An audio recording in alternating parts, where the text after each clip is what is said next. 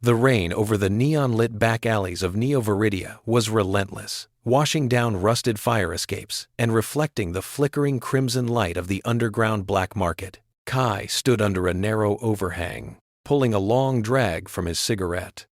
The smoke curled into the cold night, carrying the bitter scent of clove and cheap tobacco.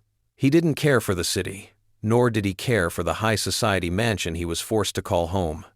2 years ago, his biological family had brought him back from the street life he'd endured after being taken as a child.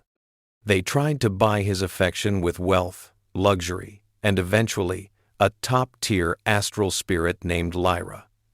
Lyra was a creature of high celestial descent, flawless, glowing with radiant silver light, and utterly devoted to Kai's pampered, manipulative adopted brother, Julian. Julian had thrown a violent tantrum the moment Kai stepped into the house, demanding Lyra for himself. While Kai held her binding contract, Lyra treated Kai with cold disdain, saving her warmth and subservience entirely for Julian. Kai didn't mind. His parents deposited an obscene 6-figure sum into his bank account every month for her astral upkeep. To Kai, Lyra wasn't a companion. She was a walking, high-yield dividend. Tonight, however, Kai's internal spiritual energy was wildly unstable, a lingering side effect of his street years. He needed an anchor, a grounding entity, to drain the excess surge before it ruptured his core. "Looking for something to take the edge off, young master?" A withered vendor shuffled out of the alley shadows, pulling a heavy cart draped in anti-magic cloth. He flashed a jagged smile, his fingers twitching toward the back of the wagon. "I've got low-tier bound entities," the vendor hissed softly. "Street sweepers, rage eaters, damage absorbers, dirt cheap. You look like you need a punching bag to vent that volatile core into." Kai flicked his cigarette butt into the gutter. "Show me what can actually survive a surge." The vendor chuckled, pulling back a section of damp canvas. Bound in heavy iron chains, etched with crude suppression runes, was a female shadow demon. Her skin was pale as moonlight, marred by dark, jagged scars across her shoulders and neck, where previous handlers had forced her into street-level fighting pits. She had sharp, curved horns, one chipped at the tip, and matte black wings that hung limp under the weight of the iron restraints. Her dark crimson eyes flared with the fierce, unyielding instinct of a cornered beast, refusing to lower her head even as the vendor backhanded her across the cheek to display her resilience. "Name's Elena." The vendor grinned greedily. "High physical endurance, rapid regeneration, used in illegal underground arenas before the ring went under. She's a wild, broken thing. Great for beating down when your core gets too hot. Yours for 50,000. 20, Kai said flatly, pulling out a sleek black transfer card. And unlocked the ground restraints. 10 minutes later, Kai ushered Elena into a quiet, high-end hotel room far from his family's mansion. Elena stood rigid near the doorway, her head cast down, her body locked in absolute stillness. She was waiting for the inevitable. The brutal strikes. The surge of dark energy meant to tear through her body as a stress release. Kai walked into the bathroom, tossed his damp coat aside, and turned on the hot shower. Stepping back out, he looked at her standing frozen in the dim light, the rusted chains cutting painfully into her wrists. "Go wash up," Kai said gently. "The grime on those iron links is going to infect your scars." Elena's crimson eyes snapped up, flickering with intense confusion. You aren't going to drain your core into me?" Her voice was low, raspy, and stripped of all warmth. "I am," Kai replied, walking over. But instead of channeling a violent blast of spiritual energy into her body to break her down, he carefully reached behind her neck, finding the heavy brass lock on her suppression collar. With a soft click, he removed the heavy iron, letting it thud onto the plush carpet.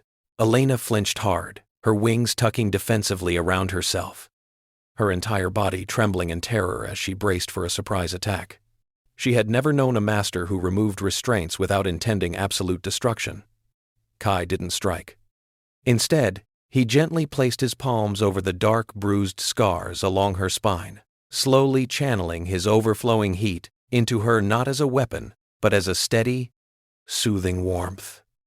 Elena let out a sharp, trembling gasp. Her hand shot out, her iron-hard grip clamping around Kai's wrist with enough raw force to crush steel. "Why are you doing this?" she whispered, her voice shaking with a mix of raw aggression and deep insecurity. "I'm a bottom-tier monster. I kill to survive. I don't know how to be gentle." Kai didn't pull away. He leaned in close, his voice steady. "Then don't be gentle. Just stay with me, listen only to me, and let me handle the rest." Elena's grip slowly loosened. For the first time in her life, the deadly spark in her eyes softened, replaced by a fierce, possessive loyalty that no amount of money could ever buy. The next morning, warm sunlight poured through the floor-to-ceiling windows. Elena lay beside Kai, her cheek resting against his arm, her matte black wings draped over them both like a protective velvet shield. Kai's phone buzzed violently on the nightstand. It was a message from his closest friend, Ren. "Where the hell are you? I heard you bought a pit demon off the street." "Kai, don't tell me you actually used her to vent your core surge. Those bottom-tier demons are living punching bags, but you're not a monster. You can't just torture a helpless creature because Lyra refuses to stay in the same room as you." Kai typed back calmly, "I didn't hurt her. My core is completely stabilized." Ren paused before replying. "Then how did you drain the surge?" Before Kai could answer, Elena's voice drifted softly from behind him. "If you regret taking me, I know how the market operates. They won't refund your money, but..." Kai rolled over, meeting her crimson eyes, which were now entirely clear of hostility. "I don't regret a single credit," he said firmly, "as long as you stay by my side and obey only me." A tiny twitch passed through her wings, the subtle demon sign of overwhelming contentment. "I will," she whispered. Later that afternoon, Kai took Elena to a specialized demonic sanctuary clinic.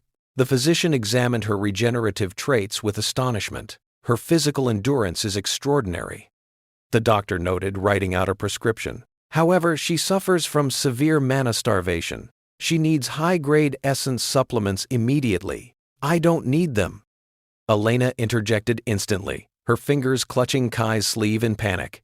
"I can eat anything. Don't waste your wealth on me. I'm hard to kill." "It's fine," Kai said, gently patting her head. The cost of the supplements was equivalent to a single week of Lyra's allowance, a trivial sum for him. He then handed her a sleek, comfortable collar made of soft woven leather and polished rune silver, completely replacing her rusted iron shackles. When they finally arrived at the family mansion late that night,